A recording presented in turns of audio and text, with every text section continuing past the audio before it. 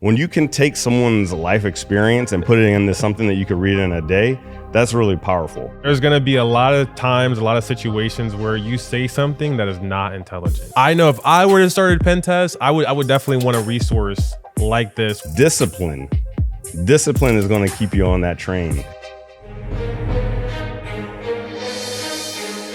Who says tech can't be human?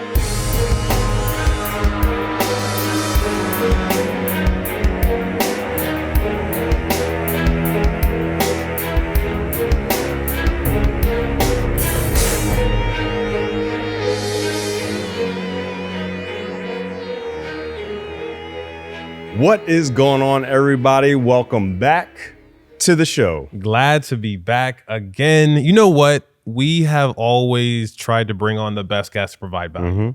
But it's time for us to put ourselves in that hot seat and say, what are the best resources that you've ever seen in your cybersecurity career? Right. There are a lot of resources out there. When we got started, there were very few. There may have been a couple books, maybe a website or two. But today, there's so many resources out there. And today, I think we're going to find some gold for everybody out there. Let's find the goal. I think in order to see the future, what are the best resources for cybersecurity? We have to first take a walk down memory lane and share our own resources. I have some, technical, but also non-technical resources I'm going to share.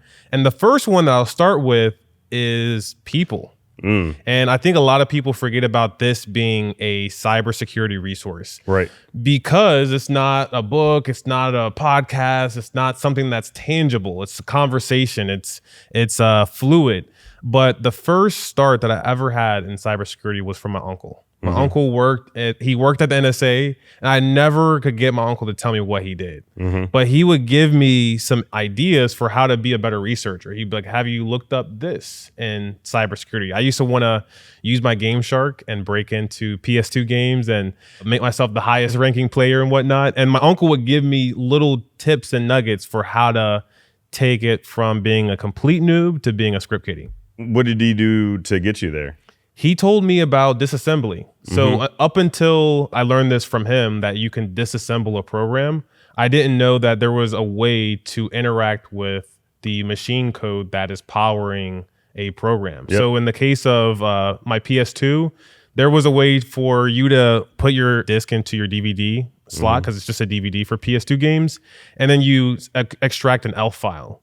And then you take that ELF file and you put it into a disassembler, and you can start to see at this point of the game, this is the instruction that's being passed to the processor. So instead of taking a variable, you give it a number like 999,000, and then that's your new score. And so you're just swapping out some artifacts in the disassembly and then adding that to your current reality. And that's how Game Shark worked. It disassembled the PS2 games, and then you put in values to what you want them to change to. I remember Game Shark. I remember Game Genie. Game Genie was cool. Throwback. I'm glad that you mentioned people as like a resource, because a lot of times I think people feel like they're on an island. If you had one piece of advice for someone out there about utilizing people as a resource, like what would that one piece of advice be? The piece of advice would be to start talking. There's going to be a lot of times, a lot of situations where you say something that is not intelligent. Maybe you read something in a book and you say it and you don't get the response that you're hoping for. And also, even though you do something that is really great and impactful, you might not get the recognition that you're hoping for. But, in a perfect world, you do. You get a lot of excitement. You get a lot of collaboration from people. But other times it might be a month, a year for something that you said to someone to really click in. One of my very first mentors in cyber, his name is Marco Figueroa. I remember when I first met him, he was asking me, like, what are you focused on in cyber? And I told him C++. And he told me that there was a book that I had to get. So I just met this guy. He seemed like a bright person. I wanted to impress him, but I also wanted to impress myself. I go out and I buy the book. And the first thing that Marco does when I show him that I have the book is he says, great, now let me buy it from you. And he thanked me. He said that book was actually way more helpful for him. And I thought that he read it, being someone more senior in the field. I thought that he had already read it, but he got information from another mentor. And it was secondhand information that was passed down that actually ended up helping both of us. It established trust between me and Marco. Yep. But I gave him the book because, I looked up to him. I gave him the book. He paid me for it. He gave me like $5 extra. And I ended up rebuying the book. And so we were both able to learn from it just by that one conversation. And we're still very close friends today. Yeah, I love that. I love the whole people aspect. The only issue is sometimes people are introverts. Sometimes they don't necessarily want to be out there wheeling and dealing, networking, right? They kind of want to start by themselves. And honestly, I think I have one of the most underrated resources in cybersecurity. Let's hear it. You ready for it? I think one of the most underrated resources in cybersecurity is honestly the posters, the cheat sheets, and the worksheets that SANS puts out. Absolutely for free. SANS has great cyber courses, some of the best in the business. But honestly, if you're looking for something that's like very low barrier to entry, something that just gets your feet wet in a given topic, those cheat sheets and those posters are money. I remember the first time I saw the cyber threat intelligence poster.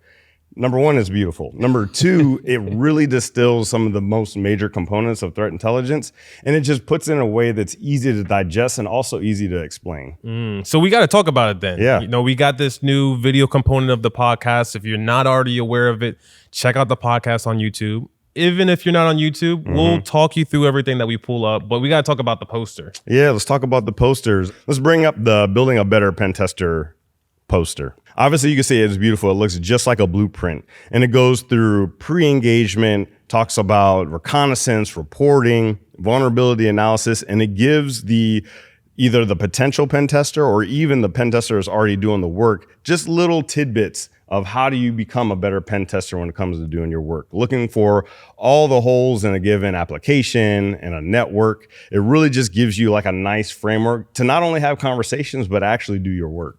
Yeah. And you know what I like about this? And I've had SANS posters that I take home from SANS summits and conferences. I would highly recommend it. And with this poster, in the pre-engagement column, which is the first column on the poster, it tells you things that you can do. Before you start your pen testing engagement, you can discuss black box versus white box testing before you even start your engagement, so your customer or client team knows like what they're going to expect at the outcome. Right. This is really good for just how to think about going about a pen test. I know if I were to start a pen test, I would definitely want a resource like this, whether I'm the pen tester or I'm the customer. 100%. And what's really cool about something like this is a initial mentor on a single sheet. Yeah. Because let's say this is your first exposure to pen testing. You're like, ooh, that looks cool. I want to learn about this thing. You can pull up this cheat sheet. This would be a masterclass of a mentorship session. If someone were to distill all this information for someone to kind of read through, a lot of this is going to be mistakes that people would make on their own by themselves. Right. So really looking at this as that initial mentor is another way to look at it. Since we're talking about mentors and looking at resources like a poster, I got to bring up my next resource, because my next resource is also a little bit more technical. It's not just a person. It is this book called Learning Python. This book changed everything for me. It gave me the confidence. It gave me a little bit of swagger when it comes to programming. Yeah. Because programming isn't easy for someone like me. I'm a very logical person. I like to think and reason and have very scientific-led conversations and debates in my mind and in person. But when it comes to things like C++, when it comes to things like Java, those languages have always stumped me. I've never been able to master either of those. But when it comes to interpretive programming languages like Python, it's almost like speaking English. It's almost like speaking English. It gives me the opportunity to really write the steps out that I'm trying to get my machine to do, but without all of the nuance and esoteric knowledge that you would need from like touching the processor like you do with C++. What would you say your exposure to Python was before that? And then once you got through the book, like what would you say your ability got to after the book? Great question. When I first got started with programming, I could always make a calculator. Like they always have you print out hello world when you first start. And then the second project is typically to build a calculator. That's always been easy because I understand math, but my initial knowledge was just being able to do that. After reading the book, I understood use cases. A use case is pulling a web page. Well, how do you want to pull it? Do you want to pull the HTML or do you want to pull information through an API? And the book started to give me some information about like how data works as well. A lot of the times when you think of machine learning and artificial intelligence, it's really a CSV at the end of the day. It's got rows and columns. It's two-dimensional. But when you look at Python, it's the same thing. It's you're using a data frame. It looks like a CSV, and ultimately you're able to manipulate information just so much easier with Python. Yeah, the one thing that I would say about books, especially technical books, I think someone that isn't used to learning from books would have a harder time trying to learn a programming language through a book. Yeah. Is there another resource like in that realm that you think that would be beneficial? Like, I know you've done some Coursera courses, you've even done some Udemy courses. Like, so are there any other courses or even YouTube videos that you would recommend? Yeah. Udemy, Udacity are both great resources as well when it comes to non-book learning. But O'Reilly also has a ton of online learning. They have a portal where you can read the books online. You could take training online that's free. It's virtual. And they even have these new types of environments where you have a terminal and you can type in Linux commands. You can type in Windows commands to practice your Bash and Windows scripting. Going back to the SANS poster stuff, there's worksheets and there's also some cheat sheets and stuff in there. But let's go to one more poster, which is the Purple Team Concepts poster.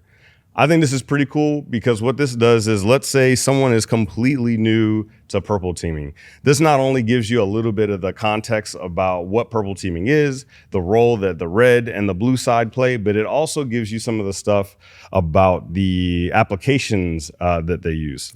I gotta say, this poster is beautiful. It is. It's stunning. Yeah, it's graphic design at its best. It looks great. So yeah, so for instance, right now it's showing some of the red side of the house. They're showing Bloodhound, Mimikatz. It's giving an example of what it is. Some of the actions that you can take. So for Mimikatz, dumping creds from LSAS. What do you think is the biggest impact or piece of value it gives you? I think the biggest thing about posters like this or cheat sheets or diagrams is taking a lot of complex information and distilling it down to something that's digestible in a single image. Yeah. So those infographics, there's like leaps and bounds of information that you can get from single infographics. It tells a story without necessarily having to read all the context, right? When you have that additional visual component, then you can say, oh, wow, so this makes sense. Wow, look at this compared to that, right? If you're looking at a bar graph or even a pie chart. So I think that's what's really cool about things like this is someone took a lot of time, really distilled it down to its most basic components and made it available for folks. Right. We've been talking a little bit about books. We've been talking a little bit about posters, and we just talked briefly about online learning as well. They are three different tools, and even people are a whole different other tool, and you're going to use the tool based off of your needs. Yep. How would you categorize when is the right time to use a poster versus looking at a book versus looking at an online course? I would say a poster is good for two things. Is either good for initial exposure, right? You have no idea about this particular field, right? You want to learn about threat intelligence, so you look at this poster, oh wow, so these are some of the main components. Let me dive deeper, and then you can get into the book stuff. Or it could even be just a reminder. Sometimes you've been in a field for so long that you tend to forget the basics a little bit. You're just so off in Never Land fighting fires that you're like, oh, of course, I forgot to go back to like the basic kill chain, or I forgot to go back to the diamond model. So like using those things, I think is very helpful once you're in the field. When you would transition to something like a book, I mean, again, there's two things, but you could do more deep work when you have a book. There's just more information that you can pull from. Way more. What about you? I like that. I think when you have a poster, it's great for inspiration as well. When a team, I loved when I worked in an office having like a team poster, and a lot of times it would be from SANS. It would be on like security operations, incident response. They have a great incident response poster as well. And I would use it more so as a source of inspiration to do the right thing. Yep. If I ever get lost, I know I have the poster, so I'm never lost. With a book, I think books are almost like the government in my mind because the rate at which information changes in the real world is very fast. But with a book, the author is making bets that it's going to be like the ideas that they're talking about are going to be around for a very long time. Right. That's for the good and bad sometimes. And then with online video, I think it's similar to a book where you can get a lot of learnings, a lot of information in a very short amount of time, but it's not as evergreen as a book. And I think that's where online learning has been taking advantage of cybersecurity, because in the best way, someone can go from not having any experience to being senior level in a year, 2 years, just by online learning and even in-person learning. Yeah, as long as they're putting in that work, it's just not going to happen overnight. But I couldn't agree more. The cool thing about a book is that generally when someone writes a book, they've spent 10, 20, 30 years doing whatever it is that they do. And they're like, you know what, now it's time for me to distill that information down. Once again, it seems like this whole episode is really about the distillation of information to its most digestible chunks. When you can take someone's life experience and put it into something that you could read in a day, that's really powerful. I learned this from our good friend, Jonathan Wood, great sales guy. He's working for Microsoft now. And one thing that he does is whenever anyone recommends a book to him, no matter what it is, he buys it. He just buys it because it's a very small investment. I mean, some books are expensive. I was just looking at some neuroscience books. They're like $300. But when you get recommended like a regular book, it's $20. Yeah. You buy it, even if you never read it, it's on the shelf. Maybe you want to come back to it at a later date. But like that distillation of information saves you time, saves you money, saves you a lot of headaches too. You know, we just did an episode on ChatGPT. Yep. And it reminds me of this because you have to do that for yourself as well. If you go and read a book and you just walk away and the next day you wake up, you might not remember a lot of that information unless you took the time to write notes, summarizing the information that you learn. And one thing we've always loved to say on the podcast is if you teach it, you get to learn it twice. Yep. So I think like, especially when you're distilling information as a person, you have to do that same thing that the author did in the book. You have to distill it for yourself through notes. 100%. We have some news to share with you, a member of the Hacker Valley Media family. As of 2023, we became a full-time independent cybersecurity media company, and we're committed to bringing you the most powerful, thought-provoking stories in the field of cybersecurity. And we learned we can't do it alone. We'd love to invite you to our exclusive Patreon community where we host a monthly mastermind where you can meet like-minded individuals in the field of cybersecurity that are trying to be more creative and be the best version of themselves that they can be. We would love if you took a second and visited patreon.com/Hacker Valley Studio, and we'll see you in the mastermind. One more thing we should probably show on here about the SANS stuff is let's go to the Google cheat sheets, because I'm sure there are people out there like, I get this high level stuff. Give me something that I can actually do. These cheat sheets are awesome. A lot of folks use these cheat sheets when they're going to go take different tests for SANS, but they're also good for work. Just remembering little things. One of the cool things about cybersecurity is we're given puzzles. And when we're given puzzles, sometimes we have a lot of time, sometimes we have a little time to solve them. If we have a little time, sometimes we need to use something like a cheat sheet, because if we're going through, we're trying to do some Google analysis, sometimes we need to remember some of the search parameters. Sometimes we need a quick refresher on Boolean logic. So here on this cheat sheet that we're showing here, it shows operators, it shows the finds, the pages. If you look at different search parameters, right? If you're looking for a certain file type, you can look for file extensions. Like I want to look for PDFs that contain a certain information. Maybe I'm looking for a specific APT. Maybe I'm looking for a specific malware family, and I'm looking for PDFs that will give me additional information. Then you could take something like that. You could rip all the information out of the PDF and use that for your own purposes, for your own research. On the second page, you have more advanced operators. This is where I used to live in open source intelligence land. When you're looking for sites, you're looking for specific links, things that are in the title, right? You want to say like, look for everything that's in title X, Y, and Z. I'm looking for Windows processes, right? Windows parent processes and the children that it can create, right? If you're looking for something specific like that, anything you really need to look for when it comes to cybersecurity can be used with this like Google Sheet. I'm surprised to see this. I'm surprised to see this because I was going to bring up this as an example as well. And this was one of the first lessons that I was ever given. One of the first formal lessons was on Google hacking. And it was by the pioneer of Google hacking. His name is Johnny Long. He wrote a book called Google Hacking way back in the day. He's since moved to Africa and he's helping kids out with learning about computers and technology.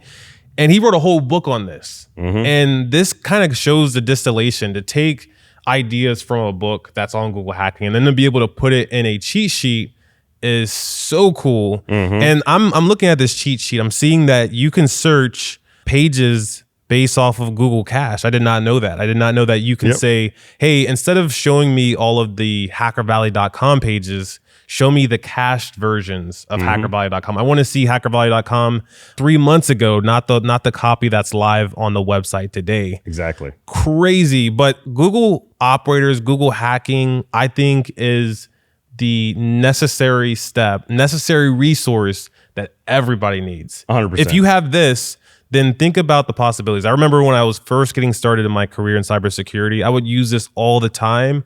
I would do the Google operator in title, and I would look for PHP shells. Attackers would use PHP shells when I first got started, and they would leave them, and Google would crawl the internet and ultimately find these PHP shells. And then sometimes there would be an instance where you're looking for a file upload feature for any website. You're just spraying and praying as an attacker. Maybe you're trying to find some jump hosts, doing a in title and looking for file upload.php is an opportunity that attackers might just automate to see, like, if I upload this PHP shell, will I get backdoor access to your website? And I love the fact that you're bringing up that this is for everybody, and it is one of these concepts that I'm playing around with, because my little girls, they're 14, 8, and 3, but they all use the internet, right? They usually use it for entertainment. But I was thinking, how do I get my girls to utilize the internet in a much more like research, like focused way? Because I do believe the more we use the internet as a society, the more commercial entities are using the internet, the more we're going to have to live our lives on the internet. With everything that just happened with the pandemic, a lot of folks went remote. Using the internet is becoming one of those skills that you just can't ignore. So using something like this, being able to navigate the internet is super, super important. So I'm going to teach my girls how to use this stuff, right? And before they go watch YouTube for fun, I'm going to say, hey, before you get this hour of YouTube for fun, you got to use an hour to do research. Figure out the internet. Figure out how to research a topic that you're interested in. The more fluent you are with the internet, the better you're going to be adaptable to the things that changes through technology. They're no longer allowed to use the Google. They're no longer allowed to use a YouTube search bar. They can only use Google Hacks. The only Google Hacks. One of the things I got to talk about this above and beyond cybersecurity. I think this is a book that was super useful for me. Was The One Thing. We all know I love to do a lot of things, and I get really, really busy, and sometimes I have a hard time saying no. And this book is all about focus. It's all about figuring out that one thing that you're focused on for that hour, that one thing you're focused on for the day, the week, the month, the year, and really getting focused, because people say you can multitask, and multitasking is honestly a myth. You're just spreading your attention very thin. Yep, triggered. You're spreading your attention very thin. You're having that residual context switching that you're having to deal with. If you're able to focus on that one thing, that's how you're going to show up as your possible best. I talked about saying no. In the book, I believe they gave the example of Steve Jobs. And when he came back in 1997, Apple had like 350 products. And when he came on board, he's like, nah, and dropped it down to 10. That's like saying no and getting focused for your work. Right. When it comes to learning, sometimes when we're trying to learn about attacks, then we're trying to switch over to learning about technology. Maybe we're trying to learn a programming language. What you need to do is you need to spend time with that tradecraft and focus on it. So if you're going to do coding, code from 2 to 4. And then you can switch over to research from 4 to 6. Don't try to go back and forth like, okay, I'm going to code for 30 seconds and I'm going to switch over, do some research, then I'm going to go answer this call, I'm going to do this ticket. That's not going to be conducive to learning. But The One Thing is by Gary Keller, and it really changed my life when it came to focusing on one thing at a time. And one other resource that I think pairs really well with the one thing is the 4 Agreements by Don Miguel Ruiz. Right. I think if you are focusing on one thing, there's a lot of balance that you need in your life because you're giving up a lot. So you're going to need to figure out ways to cope with doing more with less. And the 4 Agreements is really just about 4 different things. The first agreement is to be impeccable with your word. If you're going to do something and you say you're going to do it, then you have to do it. You have to at least give it your best shot. Right. And when you do that, or when you don't do that, especially, you're starting to devalue your own word and you're losing the concentration. You can't focus on that one thing. Right. The second agreement is to never take things personally. This is very hard. That's hard. This is very hard, especially when you're like Steve Jobs. You're coming in, you know what's best for Apple, and you say, we're going to cut 300 products down to 10. Yeah. You cannot take it personally how your employees feel, especially if it's in everyone's best interest and you're doing things in your best interest as well. The third agreement is to not make assumptions. Time and time again, especially in cybersecurity, we learn something and then we make an assumption that it's going to be the same for us when we take that new job, when we implement that new piece of technology. But, that you can't just assume that things are going to go as planned. And you can't make assumptions in general if you want to be happy and successful. The fourth agreement, which is my favorite one, is always do your best. When you always do your best, maybe things don't go as planned, but at least you could be proud of the work that you put in. Yeah. Of those, it sounds like doing your best is like the easiest one for you to like just solidify in your mind. Of those 4, which one is the most difficult for you? Being impeccable with your word. That's why I think it's the first agreement. Being impeccable with your word. How many times have we said, I'm going to go to the gym January 1st and January 1st comes and goes. Maybe you hit the gym that first day, but your real goal was to go every day. Right. To do something with discipline is very difficult, and it takes a habit to perform a discipline. Like you have to be able to remember to go to the gym and then to remember to get your heart rate up like you wanted to because you want to lose weight or get in shape. So being impeccable, I think, is the absolute hardest thing. 100%. And it reminds me of something that Jocko talks about is that he doesn't use motivation. Motivation comes and goes. Some days you're feeling motivated, you feel pumped up. You're like, yeah, playing your music. I'm ready to rock. And some days you're not. Some days the kids are screaming, they're breaking stuff. Sometimes your car breaks down. That motivation is going to go away. But discipline is going to keep you on that train. Whether you want to or not, you're going to the gym because you're disciplined to do it. Whether or not you show up to that birthday party is not a factor because you're disciplined. You say, hey, my word is my bond and I'm going to do it. So I think you're right about that. Scarface. Yeah. So what is that one resource? We talked about a lot. What's that one resource that you would recommend for any of our listeners to take on first out of everything we spoke about? I would say that, can I do 2? Let's do 2. I'll do 2. So, and I'll do broad categories just because I feel so strongly about these 2.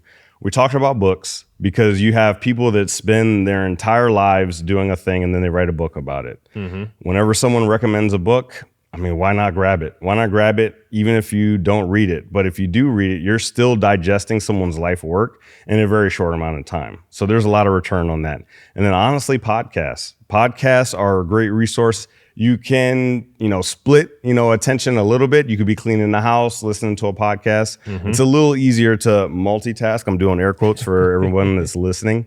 It'll enable you to multitask, but it's the same thing because when you have someone, especially if they're doing interview podcasts like we do from time to time, they're talking to an expert about a certain thing that they've spent their entire life. Now you're taking a book that's a little bit of a commitment, 8 to 20 hours or so. And now you're distilling it down into 30 minutes to an hour. So those are easy ways to get exposure to new things, to get exposure to different subjects. And I would say books is the way to go deep on something. That is great advice. And I would highly recommend anyone that's listening to take that on, because just imagine coming to Hacker Valley Studio, for example. We have authors come on, and not only do they summarize the book, but they give us the best parts of the book. That's what they want to talk about when they go on the podcast circuit, is the best parts. Right. So a podcast is a great place to try out a book before buying it, even if you want it. 100%.